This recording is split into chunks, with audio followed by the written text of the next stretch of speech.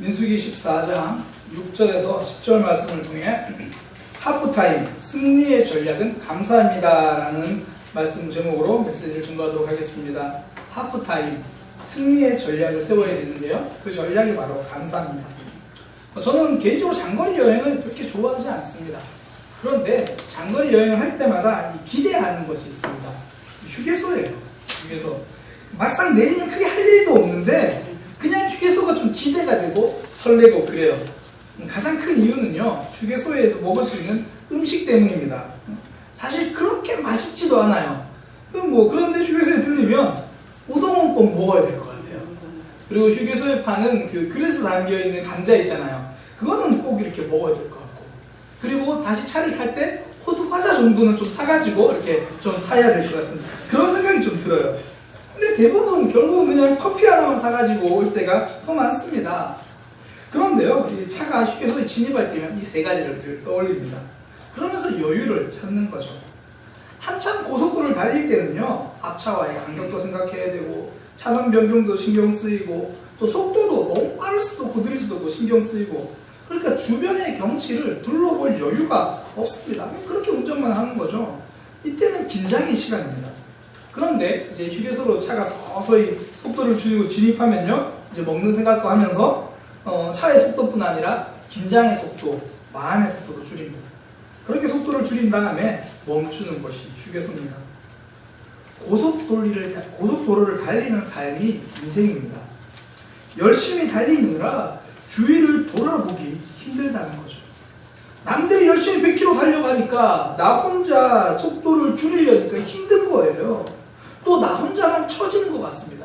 열심히 인생의 악셀레이터를 밟고 있는데도 남들은 저만치 빨리 가는 것 같아요. 우리 집만 힘겹게 속도를 따라가느라 지쳐가고 있다는 겁니다. 그렇게 따라가기도 버거운데 정신없이 달려가면서 그렇게 살아갑니다. 열심히 달렸는데 어느새 50입니다. 어느새 60이고 70입니다. 학생들은 어느새 벌써 한 학기가 끝나버렸습니다. 인생은요, 그렇게 빠른 속도로 달려가는 것 같습니다. 그런데 늘 같은 속도로 살아갈 수는 없습니다. 브레이크 한 번 밟지 않고 달리는 인생은 없다라는 겁니다. 건강에 브레이크가 걸리고요, 직장과 사업에 브레이크가 걸립니다. 관계와 인맥에 브레이크가 걸려서 인생의 속도가 줄어들 때가 있다는 거죠. 그 책에 보니까 요시카 피셔라는 사람 이야기가 있던데요, 고등학교 중퇴라는 학력을 가지고 나중에 독일의 외무장관까지 했던 사람입니다.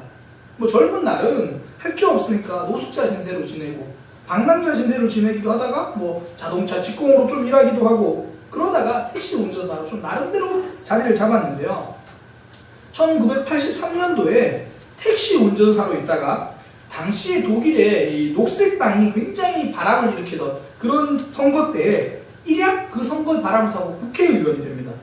그러니까 택시 운전사가 다음날 국회의원이 되어버린 겁니다. 그때부터 그의 삶은요, 승승장구입니다. 거칠 것 없이 빠르게 달려갑니다.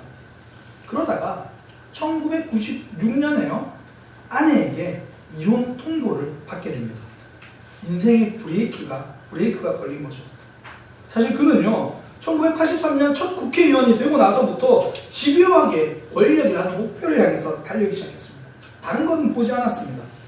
국회의원이 될 당시에 그의 몸무게는 73kg였는데요, 1996년도에 그의 몸무게는 112kg였습니다.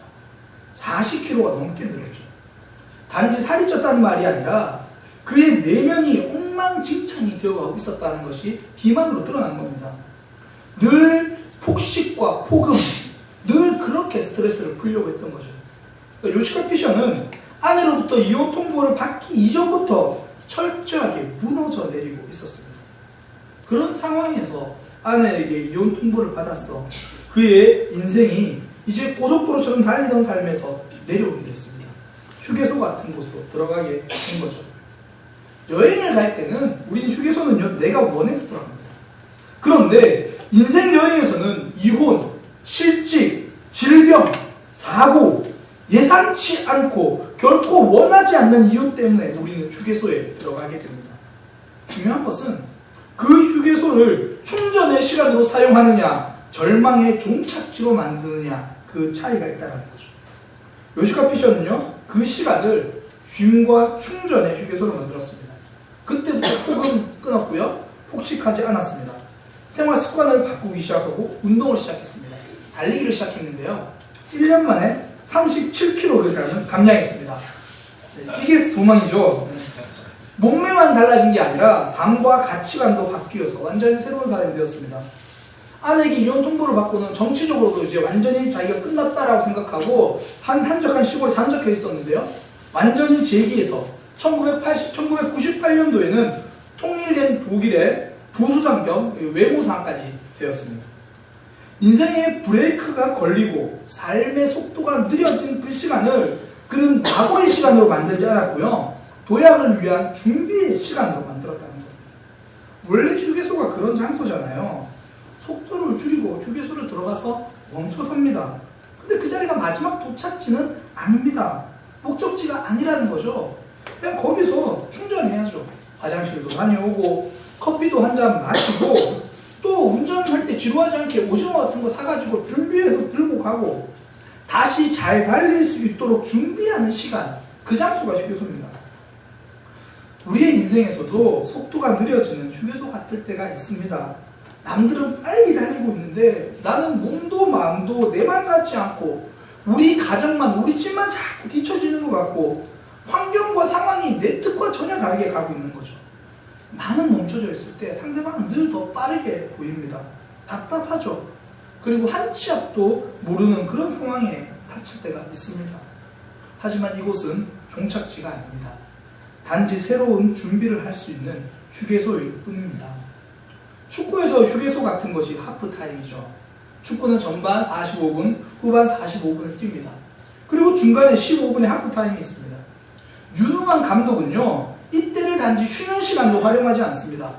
전반전에 부족했던 점을 보완할 수 있는 새로운 전략을 짜는 시간을 씁니다. 그래서 후반전을 새로운 역전의 시간으로 만드는 데 15분을 쓴다는 거죠. 15분의 짧은 시간이 90분 경기를 승리로 만들어내기도 합니다.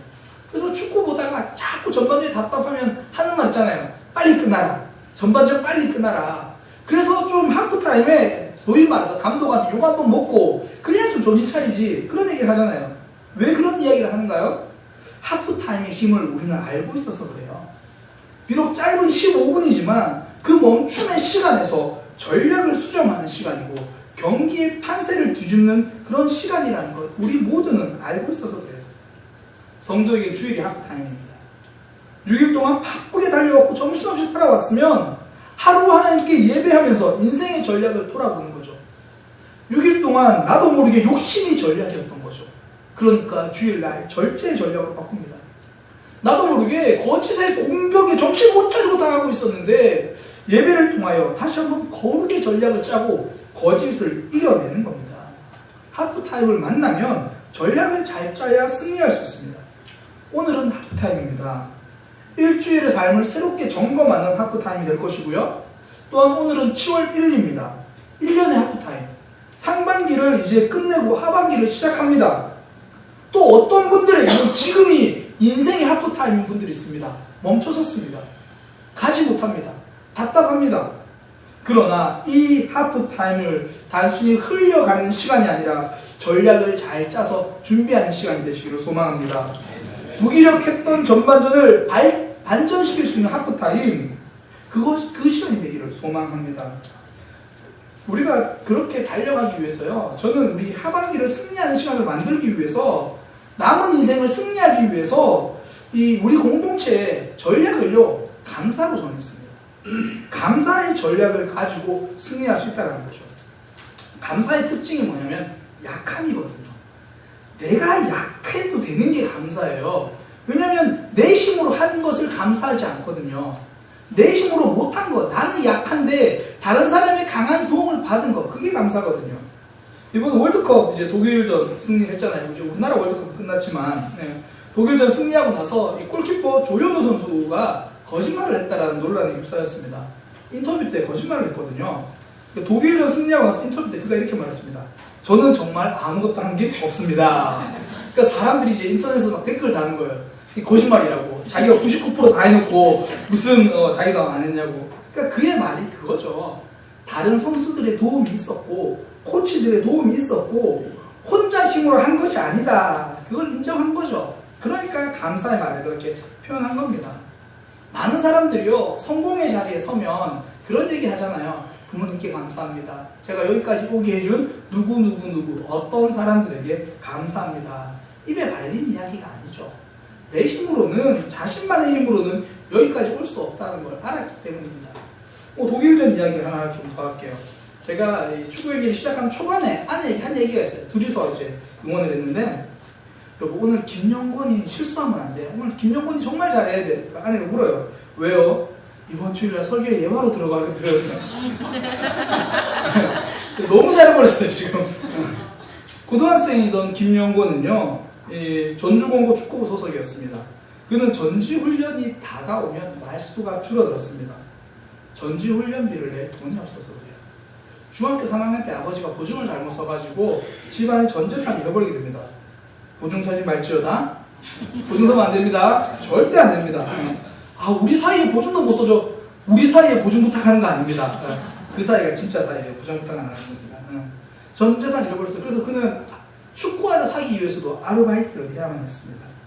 전지훈련비를 낼 돈이 없으니까요. 이 전주 공고 감독이던 강홍일 감독이 몰래 이 김영권 선수의 이 전지훈련비는 감독이 직접 내주고 그랬어요. 훈련이 없으면 늘 아르바이트를 해야 되고, 그렇게 살다 보니까 고등학교 때 한참 잘 먹고 막 그래야 되잖아요. 근데 아무런 지원 없이 혼자 힘으로 축구하다 보니까 몸이 쉽게 망가진 거예요. 그러니까 이제 대학 축구부에 들어가야 되는데 받아주려고 하는 대학이 없는 겁니다. 그때 이제 고등학교 그 감독이 전주대 정진혁 감독에게 이 친구 괜찮다, 좀 데리고 가라. 그러니까 이 전주대 감독이 이 김영권 선수를 받아들이면서 인터뷰에서 이렇게 이야기합니다. 네가 이겨내는지 내가 딱 6개월 지켜보겠다. 만 6개월 지켜보지 못하면 난 너를 그냥 버리겠다. 그렇게 이야기한 거예요. 그러면서 3월달 입학하기도 전에요, 겨울에 대학교 전지훈련에 그 김영권 선수를 부릅니다. 그리고는 이 중문해수욕장 모래밭을 버스 타이어를 메고 달리게 하는 거예요. 그러니까 김영권이 달리다가 숨 몰아쉬면서 막 힘들어하니까 감독이 옆에서 이런 말 합니다. 그래, 봐. 너 이거밖에 안 되잖아. 그만둬. 너 정도 되는 선수들은 널렸어. 계속 심한 말을 하는 거예요.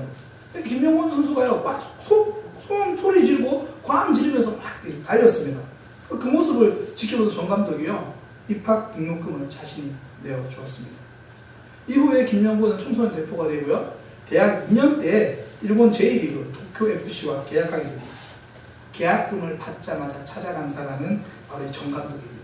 찾아와서 절하고요, 등록금을 갚고, 그리고 자기가 계약금으로 받은 1억을 전주대 축구부의 버스를 바꾸는데 그 돈을 투척합니다.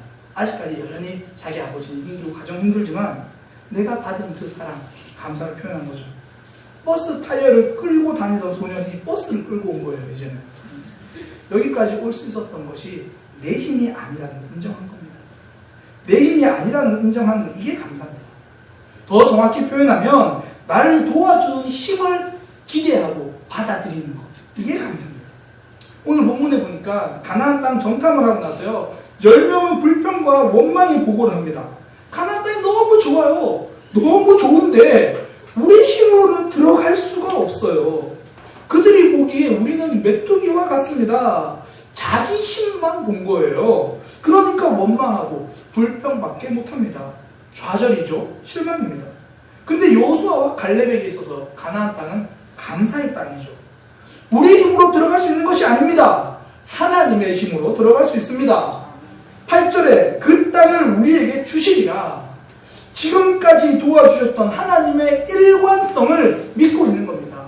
일관되게 우리를 도와주실 거다. 앞으로도 역사하실 거다. 그러니 여호수아와 갈렙에게 가나안 땅은 원망의 땅이 아니라 감사의 땅인 겁니다. 도움 받은 것을 기억하는 사람은 감사하게 됩니다. 감사 전략은 무엇입니까? 하나님께서 도우셨고 앞으로 도우실 거다. 하나님의 일관성을 믿는 것이 감사의 전략입니다. 지금까지 하나님께서 저와 여러분들을 이끌어 가셨습니다. 앞으로도 인도해 주실 것입니다. 이걸 기대하며 미래를 감사할 수 있는 것, 이것이 우리가 하반기에 붙들고 가야 될 감사 전략입니다. 오늘 한번 예배 드린다고 내일 환경이 달라질까요? 달라질 수도 있지만 그렇지 않을 때가 더 많습니다. 여전히 우리는 내일 거절을 경험하게 될 것이고, 여전히 갈등 속에 있을 것이고, 여전히 삶의 무게는 어깨를 짓누릅니다. 내 힘으로 할 수 없는 문제가 많습니다. 성도는 그때 감사 전략을 씁니다. 내 힘으로 역전시킬 수 없지만 이번에도 하나님의 힘은 반드시 역사하게 될 것이다. 하나님의 일관성을 기대하는 겁니다. 내 힘으로는 지치고 버겁고 힘든 일을 만났는데 이번에도 하나님이 주신 힘으로 나는 견딜 거야. 나는 버틸 거야. 그리고 우리 하나님의 힘으로 이겨낼 것이야. 하나님의 일관성을 믿게 되면 힘든 미래도 감사하게 되는 겁니다. 답답한 현실 속에서 하나님의 일관성을 보면 자신감이 생기는 겁니다. 정탐꾼의 보고를 듣고 나서요, 이스라엘 자손들 모두 다 할 수 없다라고 위축되어 있을 때 여호수아와 갈렙은 할 수 있다라는 자신감을 드러냈습니다. 변치 않으시는 하나님이 저와 여러분의 자신감입니다. 우리는 그 자신감으로 살아가는 겁니다. 제가요, 이 자신감 때문에 결혼했습니다. 제가 아내를 소개로 만났거든요. 제가 아내를 이제 소개로 서로 잘 몰랐어요. 알아가는 과정에서 제가 프로포즈를 했는데, 제가 프로포즈 할 때 딱 한 가지를 약속했어요. 당시에도 제가 이제 전도사였기 때문에, 복년씨, 그때 복년씨가 욕을 하고 했죠. 복년씨. 제가 당신에게 약속할 수 있는 게 별로 없습니다. 인간적으로 볼 때 불확실한 길이고, 저는 가진 것도 없고, 결혼하면 아시겠지만 성격도 별로 좋지 않습니다. 여기까지가 다 증명했어요, 지금까지. 좋지 않습니다. 그런데 저랑 결혼하면 이 사람은 하나님이 도우시는 사람이구나, 이거 하나는 느끼게 될 겁니다. 저는 이거 하나 아내에게 딱 이야기했습니다. 굉장한 자신감이죠. 가진 건 아무것도 없는데요, 당당하고 자신감 있었던 이유는 하나님 지금까지 나를 도우셨고 앞으로 나를 도와주실 거다, 이 하나님의 일관성을 저는 붙들고 있었습니다. 이게 감사 전략이거든요. 현실이 어려워도 상관없고요, 계산해 봤는데 미래에 답이 없어도 괜찮은 거예요. 나에게는 하나님이 있다는 겁니다. 미래는 변해도 하나님은 변함이 없으신 거예요.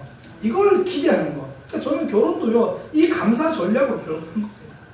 그래서 우리 하반기의 전략은 감사입니다. 하나님의 일관성을 붙드는 겁니다. 그래야 자신감이 생깁니다.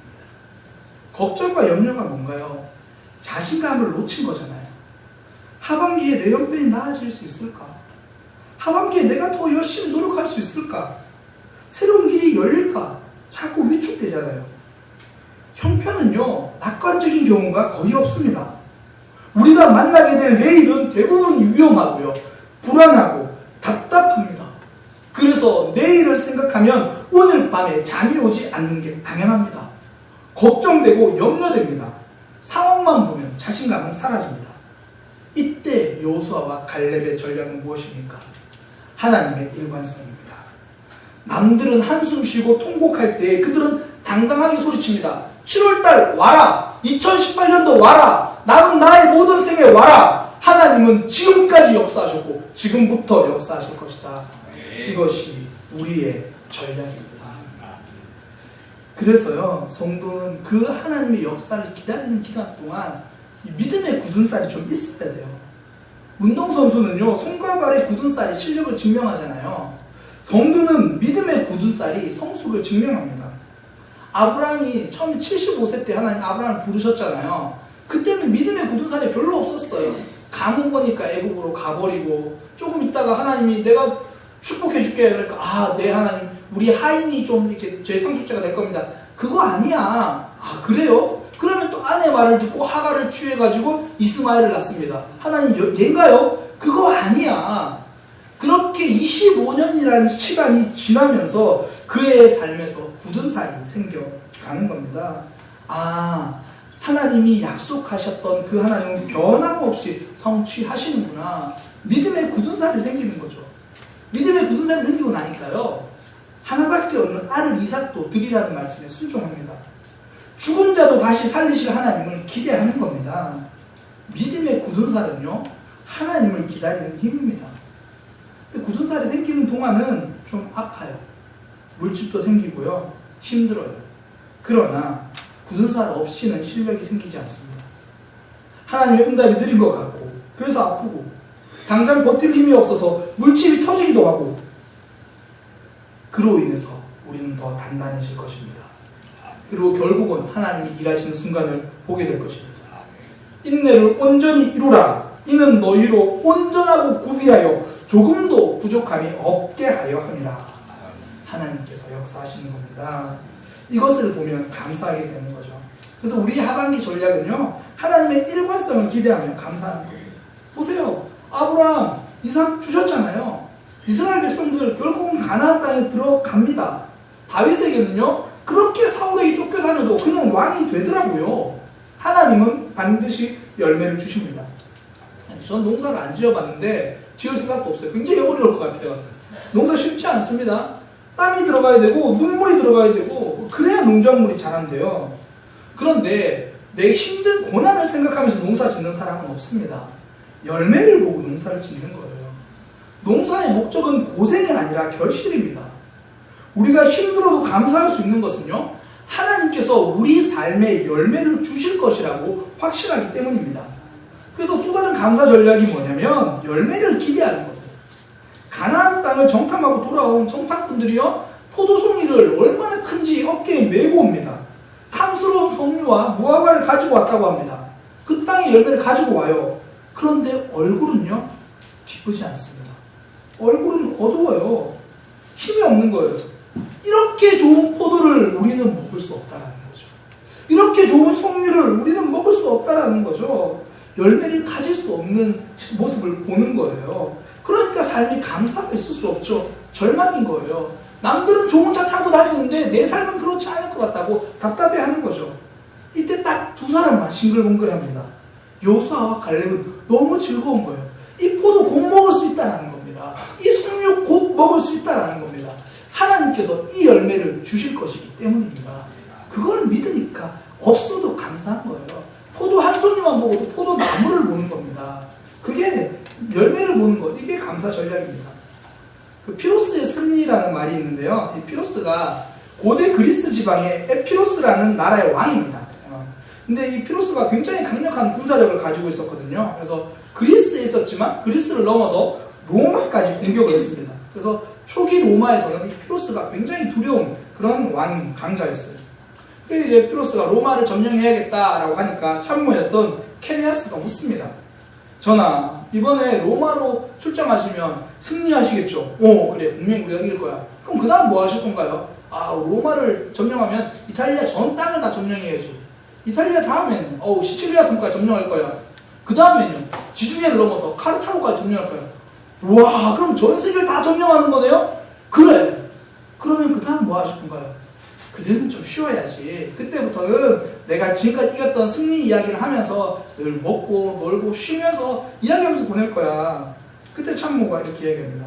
전하, 그렇게 쉬는 거라면 지금도 충분히 하실 수 있습니다. 지금도 전하의 모든 그 업적들 이야기하면 밤새도 부족합니다. 굳이 로마, 이탈리아, 카르타고 점령하지 않으셔도 됩니다. 그런데 이 피로스 왕이요, 이 케네아스의 말을 듣지 않습니다. 로마를 점령합니다. 그래서 로마에 공격을 하거든요. 첫 번째 승리에서 당연히 이깁니다. 또 한 번 전쟁을 합니다. 두 번째 전쟁에서도 승리합니다. 그런데요, 그 승리를 하는 동안 용맹하던 군사들은 죽어나가기 시작했고 소중한 장구들은 목숨을 잃었습니다. 그래서 세 번째 로마의 전쟁에서 피로스가 패배하고 죽게 됩니다. 그래서요, 아무런 열매 없이 이긴 승리를 피로스의 승리라고 부릅니다. 열심히 노력했는데 얻은 게 없는 것, 이게 피로스의 승리입니다. 성도의 삶은요, 피로스의 승리가 아닙니다. 하나님께서 우리에게는 열매를 주시기 때문입니다. 2018년도 고난이 좀 있을 수 있습니다. 힘든 순간이, 어려운 순간이 있을 수 있습니다. 갈등하고 고민해도 해결되지 않을 수 있습니다. 그러나 기억하십시오. 우리는 고난이 목적이 아닙니다. 체력 단련하려고 농사 짓는 게 아닙니다. 하나님이 주신 열매가 있다는 겁니다. 하나님은 우리에게 반드시 열매를 주십니다. 하나님은 항상 약속하셨고 항상 이루어 주셨습니다. 그래서 감사 전략 두 번째, 열매를 기대하는 겁니다. 열매를 보면요, 모든 고난은 과정이 되는 거예요. 지금 농부가 흘리는 땀 한 방울이 곡식 한 알이 된다는 걸 알고 있는 거죠. 휴게소에 들어가서 휴게소가 목적지라고 생각하면 거기서 텐트 치고 거기서 고기 굽는 사람은 없습니다. 혹시 보셨습니까? 말리세요. 거기서 그러면 안 돼요. 휴게소는 잠시 쉬어가기만 하면 돼요. 그래서 휴게소는 화장실이 불편해도 괜찮습니다. 휴게소 우동은 맛이 없어도 괜찮습니다. 로마서에서 우리에게 말해주는 게 지금 고난은 장차 나타날 영광과 비교할 수 없다라는 거예요. 우리에게 고난은 경유지지 목적지가 아닙니다. 하나님이 주실 승리는 있다라는 겁니다. 지금 치열한 영적 전투인 분들 계십니다. 어떤 분들이 저한테 그러더라고요. 목사님, 말씀이 너무 아파요. 말씀이 너무 힘들어요.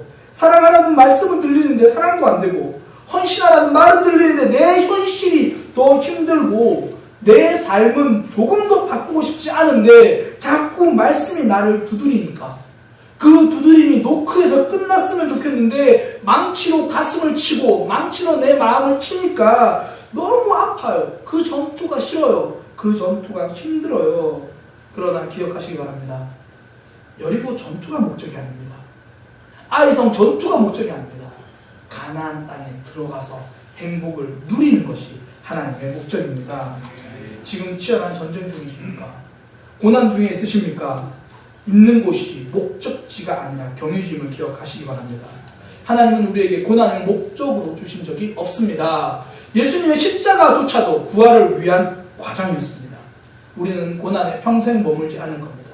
갈등 속에 평생 있지 않을 겁니다. 하나님께서 역사하십니다. 봄에 씨앗을 뿌리면요, 처음에는 여린 새싹만 보입니다. 이거 아무것도 쓸데없습니다. 뜨거운 여름을 지나고 있지만 여전히 벼이삭은 먹을 수 없습니다. 그러나 반드시 추수의 계절은 옵니다. 풍성한 가을은 어김없이 찾아옵니다. 그때 하나님이 만들어주신 열매를 수확하시길 축복합니다. 이 열매를 기대하는 것이 감사 절벽입니다. 그러니까 고난에 너무 머물러 있지 마세요. 내 시간은 머물러 있을 수 있지만 내 생각까지 머물러 있을 필요는 없습니다. 한 청년이 저를 찾아와서 그런 얘기를 하더라고요. 목사님, 하나님이 왜 이렇게 저를 힘들게 하시는지 모르겠어요. 한 번에 응답해 주셨으면 좋겠는데 왜 한 번에 해결해 주시지 않죠? 너무 힘들어요. 그런데 이 힘든 과정이 저를 성장시키는 거라는 건 알겠어요. 그런데 힘든 거는 힘들어요. 맞아요. 힘들어요. 그러나 그때 힘듦을 보지 마시고 성장을 보시기 바랍니다. 그 열매는 반드시 찾아오기 때문입니다. 이제 장마철입니다. 곧 태풍도 올라온다고 합니다. 장마가 싫지만요, 꼭 필요합니다. 태풍이 있어야 바다가 깨끗해진다고 합니다. 꼭 필요합니다. 이 시간을 통해서 다시 한번 우리가 강해지고 단단해지는 시간임을 기억하시기 바랍니다. 이 장마가 끝나고 이 태풍이 끝나면 우리는 하나님 주신 열매를 풍성하게 거두게 될 것입니다. 인생의 하프타임 지나가고 있습니다. 새로운 전략을 짜야 합니다. 우리의 전략은 무엇입니까? 감사입니다. 우리의 삶, 하나님께서 열매를 주신다 기억하면서 가는 겁니다. 내 힘으로는 못했지만 우리 하나님이 지금도 도우실 거다 일관성을 붙들며 가는 겁니다.